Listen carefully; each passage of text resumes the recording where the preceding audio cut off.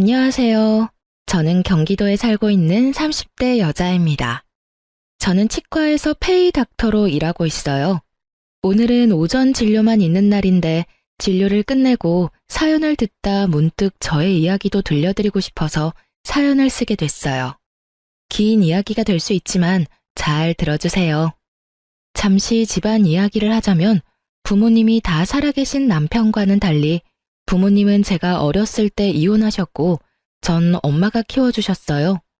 하지만 엄마와 보낸 시간은 길지 않았죠.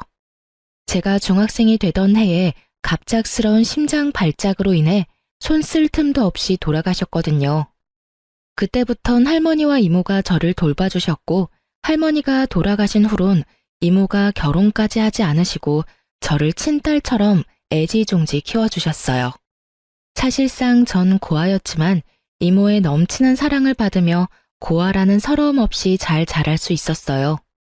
전 치과 의사가 되었고 선배 병원에서 페이 닥터로 지내고 있었죠. 그러던 어느 날 친구가 불러 나갔는데 그곳엔 친구의 지인들이 있더라고요. 그 자리에 남편이 있었고 대학 교수님이라고 하더군요. 첫 느낌은 나쁘지 않다 정도였어요.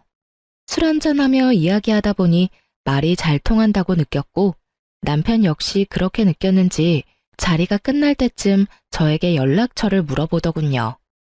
저 역시 남편이 괜찮았던지라 연락처를 주었고 그렇게 연락을 주고받던 저희는 연애를 시작하게 되었습니다. 연애가 길어지니 자연스럽게 결혼 이야기가 오갔고 어머님 눈에는 고아인 제가 당신 아들보다 모자라도 한참 모자란다고 생각하셨는지 계속 트집을 잡으시더라고요. 워낙 사소한 것으로 잡힌 트집이라 자세히 기억도 나지 않네요.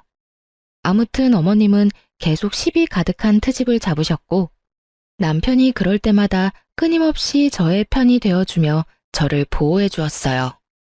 고아인 것이 전염병도 아닌데 생트집을 잡아대는 어머님을 보며 결혼은 망설이지 않았다면 거짓말이겠죠. 전 심각하게 결혼을 망설인 순간도 있었지만 적극적인 남편의 구애로 결국 결혼을 하게 되었어요. 어머님은 여전히 절 탐탁지 않아 하셨어요. 가끔 주말에 시댁에 가는 날이면 오직 남편만을 지켜 세우느라 바쁘셨고 전 무시하기 일쑤였죠. 그날도 오랜만에 시댁 방문을 했고 전 갑자기 감기 기운이 올라 다른 때보다 컨디션도 좋지 않고 조금 날이 서 있었어요. 우리 교수님 오셨어? 어디 아픈 데는 없지? 네, 없어요. 전 괜찮은데 이 사람이 감기 기운이 있어서 컨디션이 안 좋아요. 오늘은 식사는 안 하고 그냥 갈게요. 감기? 그러면 쟤는 빼고 오지 그랬어. 아이 정말 안 되겠어. 아들, 넌 오늘 집에서 자고 가고 쟤는 얼른 집에 보내. 혹시라도 우리 아들 감기라도 옮으면 어떡해? 한 번은 그런 일이 있었어요. 결혼하고 얼마 지나지 않아 시댁에 가야 할 일이 있었는데 그때 전 몸이 좋지 않아 참석하지 못하고 남편만 보낸 적이 있었거든요. 병원에서 수액을 맞고 있는데 어머님이 전화와 노발대발을 하더라고요. 배운 것이 없어서 그렇다며 정상적인 어른이라면 해선 안 될 말까지 하시는데 그때 정말 싸울 기운이 없어 듣고만 있었더니 남편이 어머님께 화를 내는 소리와 함께 전화가 끊기더군요. 그 후 상황이야 듣지 않아도 뻔했고 이번엔 이런저런 소리 듣고 싶지 않아 꾸역꾸역 남편과 함께 왔더니 교수 아들 감기 걸릴까봐 방금 온 아픈 며느리는 집에 가라뇨. 참 기가 막히더라고요. 저도 잘 알고 있었습니다. 어머님이 저를 탐탁지 않아 하신다는 것을요. 하지만 이런 대우를 언제까지나 참고 있을 수만은 없었습니다. 갈 때 가더라도 한마디 하고 가려는 찰나 저보다 더 화가 난 듯한 남편이 언성을 높이며 어머님께 쏘아붙이더라고요. 어머니, 제발 좀 그만하세요. 이 사람이 왜 이 몸을 해서 여기까지 왔는지 몰라서 물으세요? 다 어머니 때문이잖아요. 어머님이 이 사람을 계속 꾸짖으시니까 이 사람도 무리해서 온 거라고요. 그런데 그런 사람한테 혼자 가라뇨? 최 교수, 엄마는 그런 게 아니라 정말 우리 교수님이 감기라도 옮을까봐 걱정되어서 그랬어. 엄마는 최 교수 걱정되어서 그런 건데 이게 이렇게 화낼 일이야? 그깟 감기 좀 걸리면 어때서요? 아, 됐어요. 저희 이만 가볼게요. 한동안은 집에 오는 일은 없을 것 같아요. 어머니 말씀대로라면 아버지나 어머니한테 감기라도 옮기면 큰일일 테니까요. 가자, 여보. 인사드린다고 괜히 입 열지 마. 그러다 어머니 감기라도 걸리시는 날엔 큰일 나니까. 안녕히 계세요 라는 그 뻔한 인사도 하기 싫은 제 마음은 어떻게 알았는지 제 입을 막아주고선 제 손을 이끄는데 얼마나 든든했는지 몰라요. 집으로 돌아가는 차 안에서 제가 감동을 하여 젖은 눈빛으로 남편을 바라보니 이렇게 말하더군요. 내가 대신 사과할게. 미안해, 여보. 어머니가 원래 저런 사람은 아니었는데 왜 저러시나 모르겠어. 어머니 눈엔 내가 당신한테 한참 모자란다고 생각하시겠지. 당신에 대한 자부심이 대단하시잖아. 당신 같은 여자가 어디 있다고. 내가 미안해, 정말. 아니야, 나 진짜 괜찮아. 아니, 괜찮아졌어. 사실 나 어머님께 따져 묻고 다신 시댁은 발길도 안 해야지 했었거든? 그런데 당신이 나서서 그렇게 해주니까 속이 확 풀리는 거 있지? 우리 남편 역시 든든해. 매번 내 편 해줘서 고마워. 당연한 거지. 당신 마음 100번 이해해. 그래서 하는 말인데 굳이 무리해서 우리 집에 갈 필요 없어. 나의 아들이니까 어쩔 수 없이 가끔은 가야 하겠지만 당신은 당신 마음 가는 대로 해. 이런 대접 받으면서까지 며느리돌이 다 하라고 하고 싶은 마음은 없으니까. 알겠지? 이렇게까지 말해주는 남편을 보고 있자니 파혼하지 않고 결혼까지 하길 잘했다는 생각이 들더라고요. 지금 저의 눈에 비친 남편은 누군가의 아들이 아닌 완벽한 저의 편, 든든한 제 가족이었으니까요. 어쨌든 전 그날 이후 어머님의 연락은 일절하지 않았어요. 저를 탐탁지 않게 여기는 어머님께 갖은 아양을 떨며 잘 보일 생각이 전혀 없었기 때문이죠. 그저 최소한의 인간 도리만 하며 지냈어요. 그러던 어느 날 어머님이 연락도 없이 제가 근무하고 있는 병원으로 찾아오셨더군요. 제가 그리도 마음에 들지 않는다고 하시던 분이 또 의사 며느리는 자랑하시고 싶은 것인지 친구분들까지 대동하시고요. 어머님의 그런 행동이 참 이해가 되지 않더군요.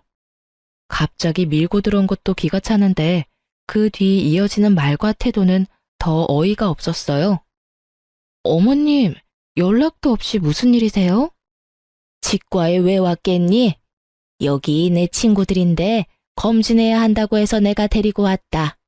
한번 살펴보고 치료해야 할 거 있으면 치료 좀 싹 해주렴. 떼인 돈 받으러 온 사람 마냥 다짜고짜 진료를 봐달라고 하는데 할 말이 없더라고요. 상황이 어찌되었든 일단 오셨으니 간단한 진료라도 봐주는 게 뭐 어떠냐 생각하는 분들도 계실 수 있겠지만 제가 근무하는 병원은 100% 예약제입니다. 이미 예약하신 분들도 기다리고 계셨고 수술 스케줄도 있어 중간에 끼워 넣을 수 있는 틈이 전혀 없는 상황이었어요. 아, 어머님, 저희 병원은 예약제라서요. 이미 예약하신 환자분들이 기다리고 계세요. 오래 기다리신 환자분도 계셔서 먼저 해드리는 건 곤란하고요. 일단 예약하신 환자분부터 진료 좀 할게요. 뭐? 그런 게 어디 있니? 가족이 왔으면 가족 먼저 해줘야지. 넌 그 정도 유도리도 없니? 난 절대 기다릴 생각 없으니 예약이고 뭐고 얼른 우리부터 해줘. 해달란 말이야. 그렇게 우기셔도 안 되는 건 안 돼요, 어머님. 일단 여기 실장님하고 상담하셔서 예약 먼저 해주세요. 우겨? 너 그게 무슨 말본새야? 이렇게 된 이상 난 무슨 일이 있어도 오늘 진료 보고 갈 테니 그런 줄 알아. 얼른 내 친구들 봐주지 못해? 나이도 지긋하신 분이 어린아이처럼 우겨대는데 말 그대로 미쳐버리겠더라고요. 무력으로라도 쫓아야 하나 남편에게 연락해야 하나 고민이 많아지는 순간 예상치 못한 도움을 받게 되었어요. 모든 상황을 지켜보던 예약 환자분들이 나서서 저의 편을 들어주기 시작하시더라고요. 정말 못 듣고 있겠네. 여기 기다리고 있는 사람들 안 보여요? 그러게요. 요즘 저런 시엄마가 어디 있어? 며느리 일하는 병원에 와서 이런 행패가 어디 있어? 난 다 모르겠으니까 순서나 꼭 지켜주세요. 다 아파서 오는 사람들인데 가족이고 나발이고 그런 게 어디 있어요? 그러니까요. 이게 무슨 민폐야? 의사 며느리 업고 다녀도 모자랄 판국에 일하는 직장까지 찾아와서, 나 같으면 당장 이혼하지. 저걸 어떻게 참아? 선생님, 그러지 말고 이혼하세요. 내가 좋은 남자 소개해 줄 테니까. 선생님 정도면 남자들 줄 선다고요. 이윽고 이혼이라는 말까지 나오니 시모의 얼굴이 홍당무가 되어버렸더군요. 상황이 이렇게 돌아가자 시모는 아무 말도 하지 못하고 친구분들이 나서 거듭 죄송하다고 하며 시모를 끌고 나가시더라고요. 그 후로도 환자분들이 제 편을 들어주시는데 민망하기도 하고 통쾌하기도 했어요. 그렇지 않아도 바쁜데 시모와의 실랑이로 시간이 더 지체되었던 터라 정신없이 쉬지도 못하고 진료 마치고 집으로 돌아가는 길.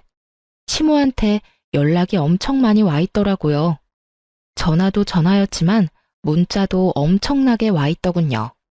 물론 내용은 떠올리고 싶지도 않은 내용이었고요.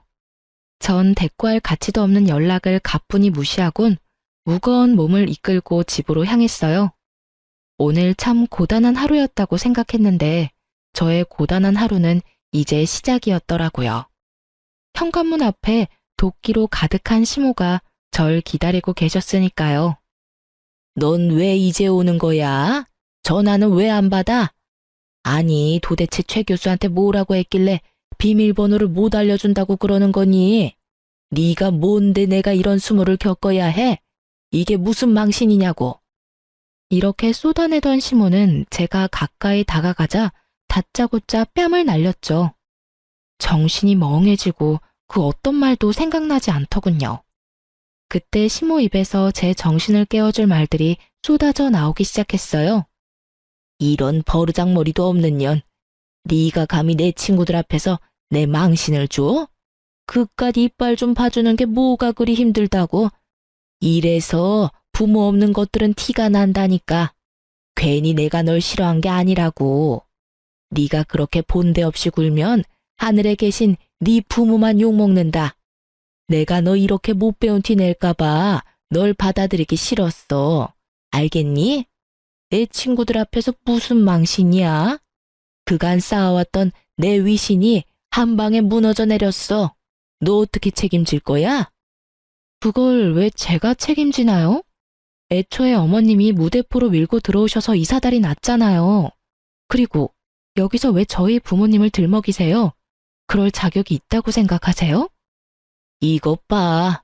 이 순간에도 눈 똑바로 뜨고 말대꾸하는 꼴이라니. 되먹지도 못한 것이 독하기까지 해. 눈물 한 방울 흘리지 않고 어른 노려보는 것 좀 봐라. 그렇게 노려보면 내가 무서워할 줄 아니? 왜 네 부모를 들먹이냐고? 내가 불쌍해서 그런다. 이런 것도 자식이라고 낳고 기뻐했을 네 부모가 불쌍해서 그래. 이 말 같지도 않은 폭언들을 듣고 있는데 정말 어른만 아니면 욕을 하며 딱이라도 때려버리고 싶더군요. 머리 끝까지 화가 올라 온몸이 부들부들 떨리면서 이성의 끈이 끊기려는 순간 다급히 다가오는 발소리가 들렸고 이내 제 앞을 막아서는 남편의 뒷모습이 보이더라고요. 그리곤 정신을 차렸을 땐 절규 소리와 함께 남편의 손에 끌려가는 시모 모습이 보이더군요. 무슨 잘못을 했을까? 도대체 무슨 잘못을 했길래 뺨까지 맞고 이런 말까지 들어야만 했을까? 이런 생각들만 가득했어요. 도무지 이해되는 것이 단 하나도 없었죠. 전 옷도 갈아입지 못한 채 소파에 멍하니 앉아 있었고 남편이 들어오더군요. 여보, 괜찮아? 어디 봐봐. 여기지? 많이 아팠지? 여보, 나 진짜 이해가 되지 않아. 내가 그렇게 잘못한 거야? 이런 취급을 받을 만큼? 아니야, 절대 아니야.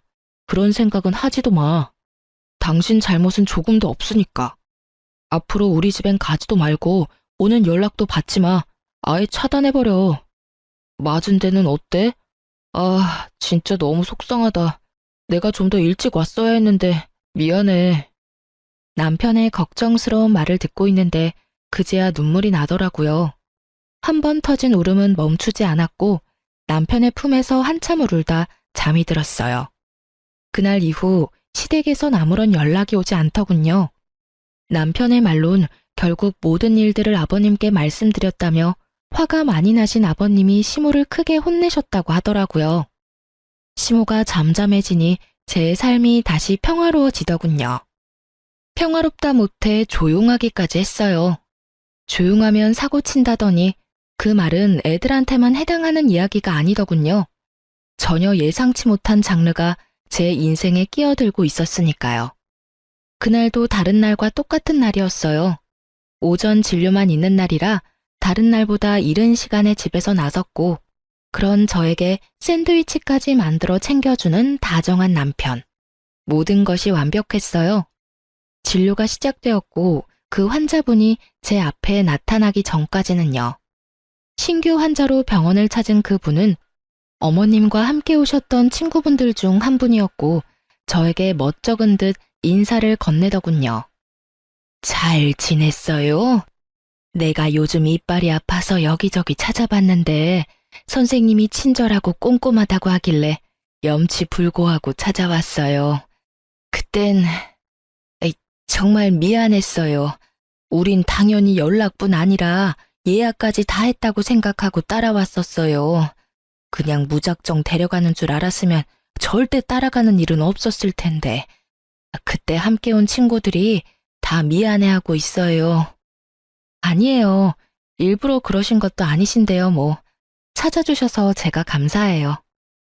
친구분 이야기를 들어보니 그날 이후 조금씩 어머님과 멀어지다 어머님의 이중적이고 이기적인 모습들에 질려 지금은 따로 연락하지 않고 지낸다 하더라고요. 그럴 만도 하다고 생각하며 진료를 시작하려는 순간 저의 인생을 뒤흔들 믿을 수 없는 말을 하시기 시작하시더군요. 이혼했다면서요? 그런 집안이랑 잘 끝냈어요. 그런 어미 밑에서 자식이 뭘 배웠겠어요? 위자료는 많이 받았어요? 이혼이라니, 위자료라니. 남편이 직접 만들어준 샌드위치가 아직 제 가방 안에 있는데 도무지 이해되지 않는 말들 뿐이더군요. 네? 그게 무슨 말씀이세요? 이혼이라뇨. 저 이혼 안 했어요. 어머님하고는 그날 이후에 연락도 안 하고 지내긴 하지만 남편하고는 사이 좋아요. 잘못 알고 계신 거 아니세요? 제 말을 듣던 친구분은 저보다 더 놀란 얼굴을 하며 말하더라고요. 네? 아닌데. 정말 이혼한 거 아니에요? 네. 오늘 아침에도 출근할 때 남편이 샌드위치도 챙겨준걸요. 그럴 리가 없는데. 아니, 사이가 이렇게 되기 전에 그 집에 놀러 간 적이 있는데 엄청 젊은 여자를 예비 며느리라며 소개해줬었어요.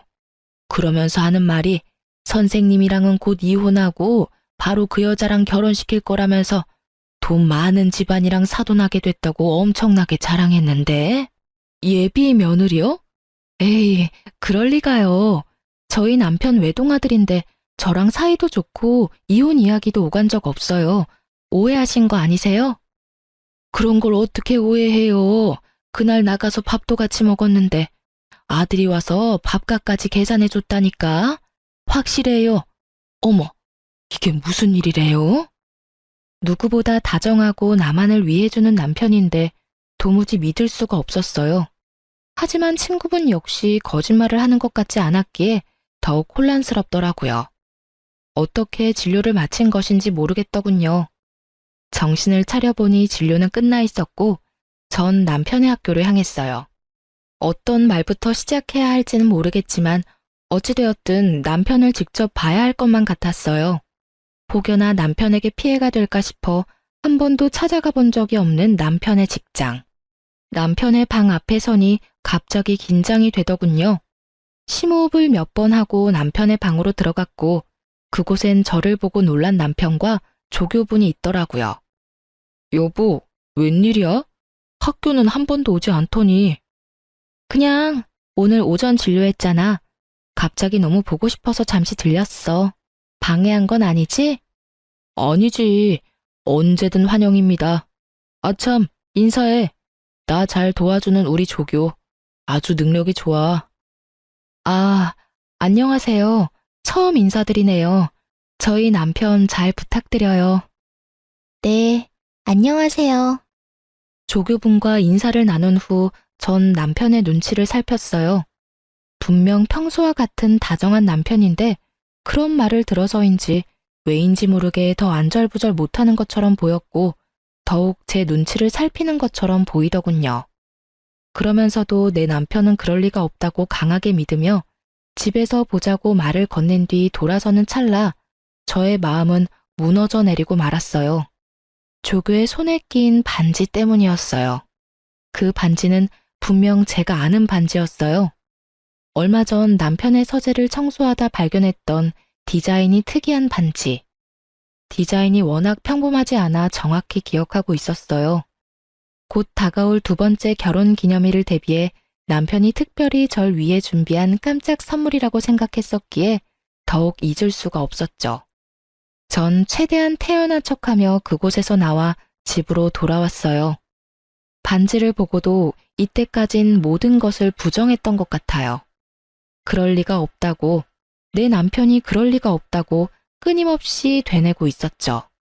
그러던 와중에 번뜩 서재에 있는 남편의 노트북이 스쳐 지나갔고 저의 예상대로 잠금도 걸려있지 않을 뿐더러 카톡까지 자동으로 로그인이 되어 있더군요.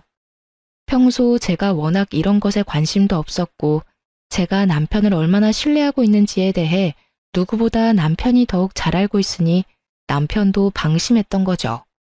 저는 아주 천천히 단 하나도 놓치지 않고 대화들을 살펴보았고 학교에서 보았던 조교와의 대화를 발견했어요. 대화의 내용은 외도를 증명하기에 부족함이 없는 더러운 내용들이 가득했고 친구분의 말씀대로 이미 시댁을 오가며 결혼한 사이처럼 지내고 있더군요. 25살, 상간녀의 나이였어요. 보기에도 젊어 보인다고 했는데 정말 어리더군요. 모든 내용이 경악 그 자체였지만 가장 저를 화나게 했던 건 이모에 대한 멸시였어요. 상견례 날 이모는 상견례 장소가 주차하기 힘든 곳이란 걸 아시곤 2대의 차 중 경찰을 끌고 오셨었고 그것을 본 남편이 이모를 대놓고 무시하고 있더라고요. 상견례 때 옷은 그런 대로 차려입었길래 그래도 돈은 좀 있는 집안인가 했더니 상견례 끝나고 보니까 경차 타고 가더라니까. 내가 얼마나 황당했는 줄 알아? 아마도 그 옷도 다 빌려 입었거나 짝퉁일 거야. 다시 생각해보니까 가방도 좀 조잡했던 것 같기도 하고. 그러게, 왜 그런 고아랑 결혼했어? 만나다 보니까 그렇게 됐지. 그렇게 없는 집인 줄 몰랐다니까. 그러면서 꼴에 치과 의사라고 콧대는 얼마나 높은지. 어머니는 어머니대로 날리고 와이프는 와이프대로 날리고 나도 중간에서 지쳤어. 손이 떨리더군요. 저렇게 생각하는지는 꿈에도 몰랐으니까요. 평소 이모한테 저보다 더 자주 연락하고 잘하던 사람이 바로 남편이었어요. 그렇기에 제가 받은 충격은 더욱 컸죠. 정말 상상도 못한 일이었어요. 남편은 외박은커녕 늦는 법이 없었고 주말 역시 온종일 저와 시간을 보냈었으니까요. 상대가 학교에서 늘 함께하는 조교라는 사실을 몰랐다면 아마 전 끝까지 아니라고 남편을 믿어줬겠죠. 전 떨리는 손을 겨우 진정시키고선 대화 목록들을 다 살펴보았고 경악스러운 것은 여기서 끝이 아니더군요. 어머님과 나눈 대화도 남아있었는데 그곳엔 저에게 앞으로 절대 연락도 하지 말고 오늘 한 이야기는 절대 아버님에겐 티내지 말고 기다리라고 하더군요. 만나는 여자애는 조만간 보여주겠다고요. 날짜를 보니 어머님이 제 뺨을 날린 날이었는데 내용을 보아하니 그날 집으로 모셔다 드리며 외도 사실을 알린 것 같더군요. 충격에 빠진 제 머리와는 달리 손은 부지런히 대화 내용을 저장하고 있었고 전 증거를 더 모으며 때를 기다리기로 했어요. 그러면서 이모에게 모든 사실을 알렸죠. 이모, 내 남편 아니 이 빌어먹을 놈이 바람 피우고 있어. 그것도 25살 조교랑. 자세한 이야기는 만나서 이야기해 줄 테니까 우선 내가 뭘 해야 하는지부터 말해줘. 뭐? 그게 사실이야? 이 새끼를 진짜. 너 모은 증거 이모한테 다 보내고 사소한 거라도 다 모아놔. 내가 그놈 가만두지 않을 테니까. 이모는 이모대로, 전 저대로 이혼을 준비하기 시작했어요. 전 아무렇지 않은 척 남편을 대했지만 생각보다 그건 참 힘든 일이더라고요. 특히 한 침대를 쓰는 것만큼은 도저히 할 수가 없어 가짜 기침을 해대며 감기를 핑계로 각방을 쓰자고 했어요. 여보, 나 아무래도 간호사한테 감기가 옮았나 봐. 컨디션도 심상치 않은 게 독감으로 이어질 것 같은데 한동안은 우리 각방 쓰자. 혹시나 당신까지 아프면 큰일 나. 아무리 그래도 각방은 좀 그렇지 않을까? 가족이라곤 우리 둘뿐인데 둘 중 한 사람이라도 멀쩡해야 병간호를 하지. 그렇긴 하지. 알겠어. 그럼 내가 서재 가서 잘 테니까 당신이 방에서 편하게 자. 저의 권유에 남편은 흔쾌히 알겠다고 하며 서재로 가더군요. 그렇게 전 혼자 방을 쓰며 이것저것 이혼을 준비했어요. 일단 병원을 쉬기로 했어요. 남편의 외도 사실을 알고 난 후 이런 어지러운 마음으로 환자를 볼 자신이 없어 선배이자 원장님께 상황을 잘 설명하고 한 달 동안 이혼 준비에 힘쓰기로 했어요.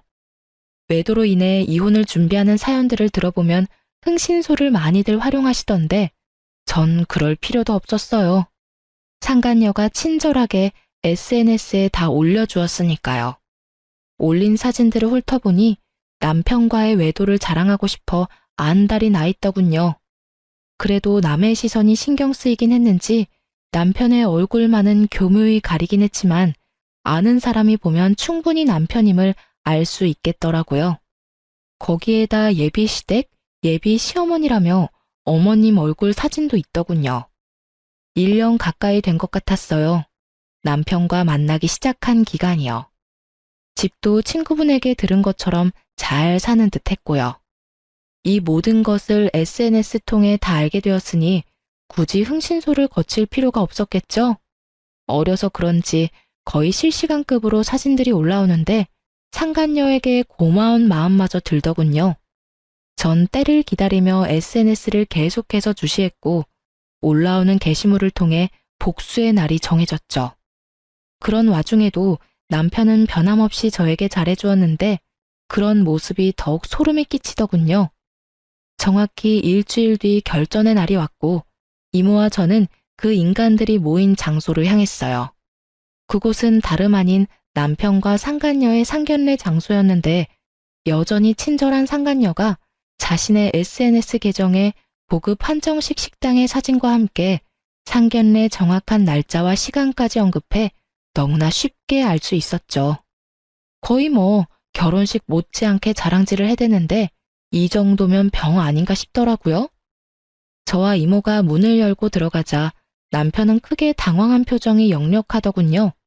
그건 어머님과 상간녀도 마찬가지였고 단 한 사람, 아버님만이 이게 무슨 일이냐는 표정으로 말씀하시더라고요. 이게 무슨 상황인 거야? 이혼한 네가 여기 무슨 일이야? 보아하니 아버님은 제가 이미 남편과 이혼을 했다고 알고 계신 것 같더라고요.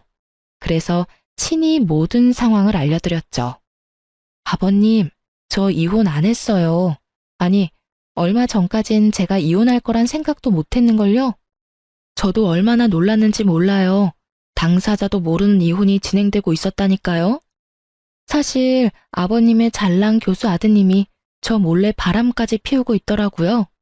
거기에다 저랑 결혼한 지 2년밖에 안 됐는데 저 여자랑 바람 피운 건 1년이나 됐더라고요.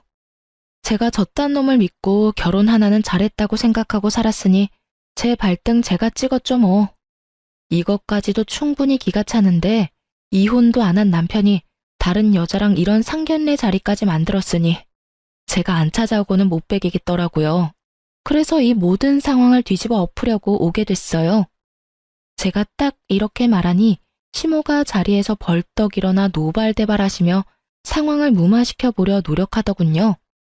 너 그 입 다물지 못해? 여기가 어딘 줄 알고 찾아와서는 헛소리야.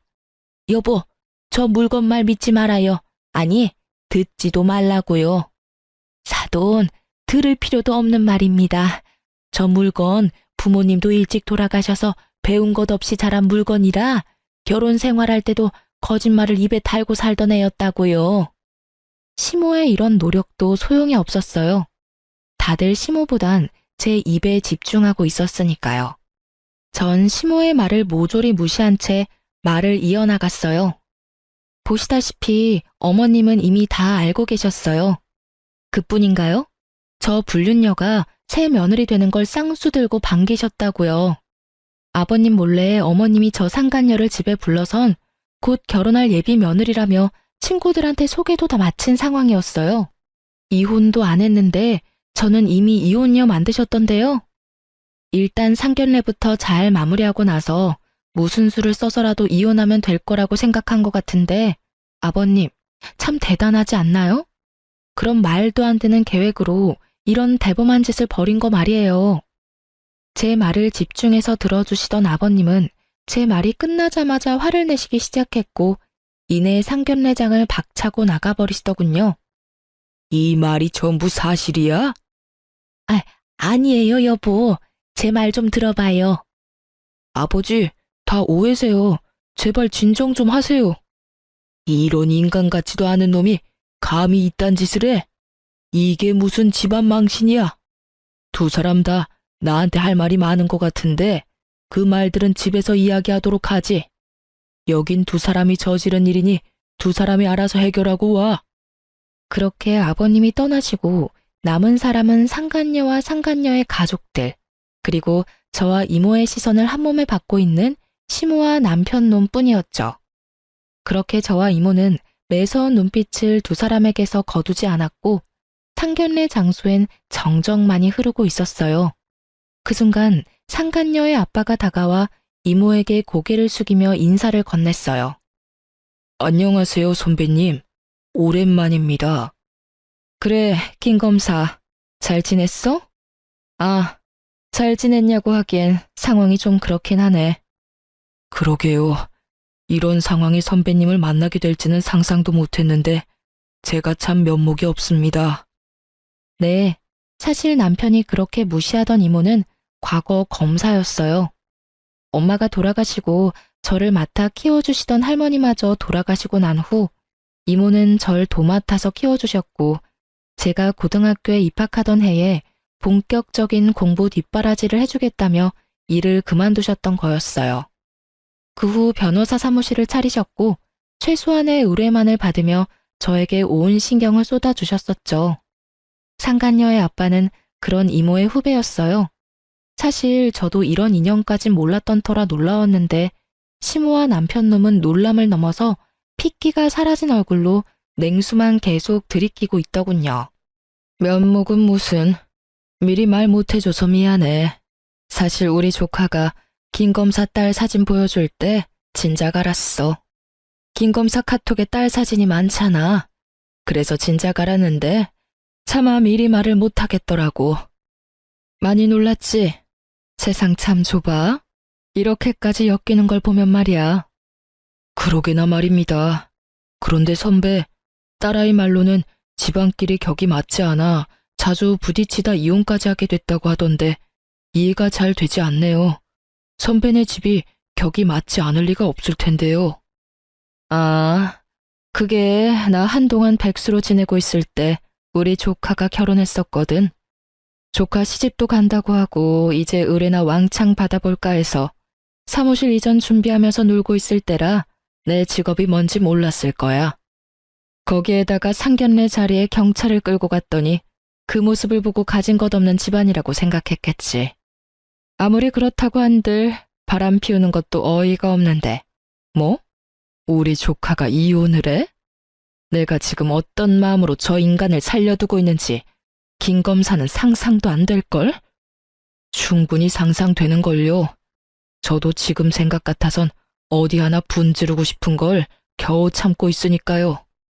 이모의 말대로 이모는 사무실 이전을 위해 잠시 쉬고 있었고 빈 사무실만 본 남편은 이모가 작은 사업을 하다가 그마저도 망했다고 저에게 한마디 물어보지도 않고 혼자 지레짐작했던 것이었죠.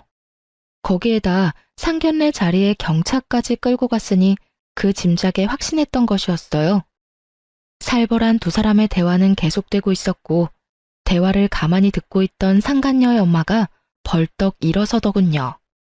풍기는 포스가 성격이 보통 아니겠다고 생각했는데 역시나 상간녀의 엄마는 상간녀의 머리채를 휘어잡더니 내가 널 이렇게 키웠냐고 소리를 지르며 질질 끌고 가더라고요. 그 뒤를 나머지 가족들도 뒤따르며 남편을 죽일 듯이 바라보더군요. 특히 상간녀의 두 오빠의 눈빛이 아주 예사롭지 않았어요. 저를 배신해가면서까지 그렇게 사랑한다던 여자가 끌려가는데도 남편은 찍소리 못하고 벌벌 떨고만 있더군요. 그저 사색이 된 얼굴로 저와 이모의 눈치를 살필 뿐이었어요. 참 한심하더라고요. 적어도 자기가 진심으로 사랑한다던 여자쯤은 지켜낼 줄 알았더니 그런 의지조차 없어 보였으니까요. 시무꼴도 한심하긴 매한 가지였어요. 텅 빈 눈동자로 망연자실이라도 한 듯 바닥에 주저앉아 혼이 나가 있었으니까요. 상간녀를 비롯해 상간녀의 가족들이 모두 사라지고 나서야 정신을 차린 남편놈이 갑자기 무릎을 꿇고 빌기 시작하더라고요. 여보, 내가 정말 잘못했어. 내가 당신을 얼마나 사랑하는지는 누구보다 당신이 더 잘 알잖아. 그래, 사랑했지. 아니, 사랑한다고 알고 있었지. 한때는 당신이 내 편이라고, 내 가족이라고 믿어 의심치 않았었지. 왜 그런 식으로 말을 해? 왜 과거형으로 말하냐고. 난 지금도 그래. 난 여전히 당신 편이고 당신 가족이야. 정말이야. 나 믿지? 지금 이 상황 다 설명할 수 있어. 그러니까 날 믿고 일단 집에 같이 가자. 내가 집에 가서 다 설명할게. 응? 굳이 설명할 필요 없어. 당신이 어떤 생각을 가지고 있는지는 이미 당신이랑 그 여자랑 나눈 대화에서 다 봤으니까. 그걸 어떻게... 설마 내 카톡 다 본 거야? 이제야 그걸 알았어? 생각보다 당신 머리가 좋진 않구나. 당신을 단 한 번도 의심하지 않은 나도 나지만 당신도 어떤 면에선 참 대범하다니까. 바람 피우는 사람이 어떻게 그 빼도 박도 못하는 증거를 집에 버젓이 둘 수가 있어? 뭐, 그 덕분에 난 쉽게 여기까지 올 수 있게 됐지만 어찌되었든 당신 진심 따위 잘 알았고 당신은 내 편, 내 가족 다 해. 난 이제 당신 가족 같은 거 하지 않을 생각이니까. 우리 이혼하자. 여기 이혼 서류. 도장 예쁘게 찍어서 법원에서 봐. 그렇게 전 이혼 서류를 건네고 이모와 그 자리를 벗어났고 이모가 타고 온 외제차에 올라타 버렸어요. 사실 이모가 소유하고 있는 외제차는 길 가면 누구나 쳐다볼 법한 2억이 넘는 고급 외제차였어요. 하지만 운전하기가 불편하기도 하고 주변 사람들이 쳐다보는 게 신경 쓰인다는 이유로 매일 2천만 원짜리 경차를 타고 다니셨어요. 값이 10배나 차이 나는 외제차를 이모가 턱하니 여는 모습에 남편놈 눈알이 튀어나오려고 하더군요. 어찌나 볼만하던지. 뒤늦게 시모와 남편놈이 쫓아와 급하게 창문을 두드리기 시작하더군요. 당신, 이 차는 뭐야? 이렇게 좋은 차가 아니었잖아. 아, 그 당신이 중고차니 뭐니 하던 경차? 그것도 이모 차고 이것도 이모 차야. 우리 이모 차 2대 쓰셔. 왜 날 속인 거야? 이모님이 검사라는 사실도 그렇고 이 차도 그렇고 왜 나한테 말하지 않은 거야? 당신이 사실대로 다 말해줬으면 이딴 상황까지 오지 않았을 거야. 난 속인 적 없어. 당신이 묻지 않았잖아. 당신이 혼자 온갖 상상으로 우리 이모 거지 만들기 전에 단 한 번이라도 나한테 물어봤으면 난 다 말해줬을 거야. 내가 묻지 않는다고 아무 말도 하지 않는 게 말이 돼? 처음부터 날 속이려는 거였잖아. 묻지도 않는데 내가 왜 구구절절 설명해야 해, 굳이. 그렇게 억울해하지 마. 누가 보면 내가 당신 속이고 바람이라도 피운 줄 알겠어. 그리고 이왕 안 김에 한 가지 더 말해주자면 우리 이모 앞으로 받은 유산도 꽤 많아. 왜, 그 있지? 졸부. 우리 이모가 능력도 좋은데 졸부야, 졸부. 그러면 이만 가볼게. 법원에서 보자. 이모의 후배이자 상간녀의 아빠가 딸을 통해 전해 들은 가짜 이혼 사유에 대해 믿지 못하는 이유는 따로 있었죠. 저의 외가는 대대로 부유했고 할머니가 돌아가시며 하나 남은 자식이었던 이모에게 재산을 다 남기고 떠나셨으니 집안 격이 맞지 않다는 사유는 애초에 상간녀의 아빠가 듣기엔 말이 되지 않을 수밖에요. 이런 사실을 전혀 몰랐던 남편은 저보다 훨씬 어리고 검사 집안의 막내딸 상간녀에게 홀라당 넘어갔던 것이었죠. 마지막 말까지 전했겠다. 이모는 후련한 마음으로 차를 출발시켰고 사이드 미러를 통해 본 두 사람의 모습은 정말 통쾌 그 자체였어요. 시모는 그 자리에 주저앉아 울고 있었고 그놈은 허탈한 듯 실소를 터뜨리고 있더군요. 그렇게 남편과 법원에서 만나 이혼 서류를 제출했습니다. 구질구질하게 끝까지 매달릴 줄 알았던 전 남편은 자신이 생각해도 전혀 가능성이 없다고 느낀 것인지 생각보다 더 순순히 이혼을 해주더군요. 물론 제가 원하는 조건도 다 들어주었고요. 원하는 조건이라고 해봤자 빠른 이혼과 위자료뿐이긴 했지만요. 그리고 가장 큰 고민이었던 상간녀 소송은 진행하게 되었어요. 사실 이모 지인의 딸이라 어떻게 해야 할까 고민을 했는데 상간녀의 엄마에게 연락이 오더라고요. 다름이 아니라 상간녀 소송 고민하고 있다는 말을 애 아빠한테 전해들어서요. 네, 아무래도 이모랑 아신다고 하니 제가 소송까지 하기가 좀 그래서요. 굳이 제가 소송까지 하지 않아도 충분히 부모님께서 벌을 주실 것 같기도 했고요. 그러지 말고 진행하세요. 네? 상간녀 소송하셔도 됩니다. 애 아빠와 전 죄를 지었으면 벌 받아야 한다고 생각해요. 제 딸이지만 그쪽한테 씻을 수 없는 죄 지은 게 분명하고 제 딸이라고 해서 아빠의 인맥을 이용해 그 벌을 피하게 할 생각 전혀 없습니다. 그러니 상간녀 소송 진행할 생각이었다면 그냥 진행해달라고 부탁드리려고 전화했습니다. 그렇게 전 상간녀 소송도 진행했고 당연히 승소했습니다. 그 뒤로 두 연놈은 어떻게 됐냐고요? 일단 상간녀의 소식은 이모에게 전해들었는데 상간녀는 집과 인연을 끊고서라도 전 남편과 결혼하겠다고 고집을 피웠다고 하더라고요. 아무리 고집을 피워대도 부모님들이 설득되지 않자 결국 짐을 싸서 전시댁으로 가버렸고 그런 상간녀를 전시댁에서도 받아주지 않았다고 하더라고요. 그랬겠죠. 집을 버리고 온 상간녀는 더는 매력적인 며느리감이 아니었을 테니까요. 그저 가진 것 없는 어린 여자일 뿐이었을 테죠. 그렇게 버림을 받고 집으로 돌아온 상간녀는 그제야 큰 후회와 반성을 하고 있다고 하더군요. 그 반성이 진심인지는 저는 알 수 없지만요. 그리고 전 남편 역시 난리가 났다고 들었어요. 그 눈빛이 예사롭지 않던 두 오빠는 동생이 큰 잘못을 저지르긴 했으나 동생이 그렇게 사랑한다고 하니 참고 있었는데 가족과 영까지 끊어가며 사랑 찾아 떠난 동생이 결국 시댁에 버림받고 돌아왔으니 두 오빠는 더 이상 참을 이유가 없었죠. 학교로 찾아가 난동을 피웠다고 하더군요. 그 덕분에 조교와의 외도 사실이 학교에 소문이 쫙 나버렸고 전 남편은 볼 것도 없이 보직 해임이 확정된 상태라고 하더군요. 다른 것도 아니고 조교와의 불륜 스캔들이니 그 소문을 잠재울 순 없을 테니까요. 전 치과에 다시 출근했고 이혼 의사 확인서도 제출했네요. 비로소 그 끔찍한 인간과 호적도 따로 쓰게 되었어요.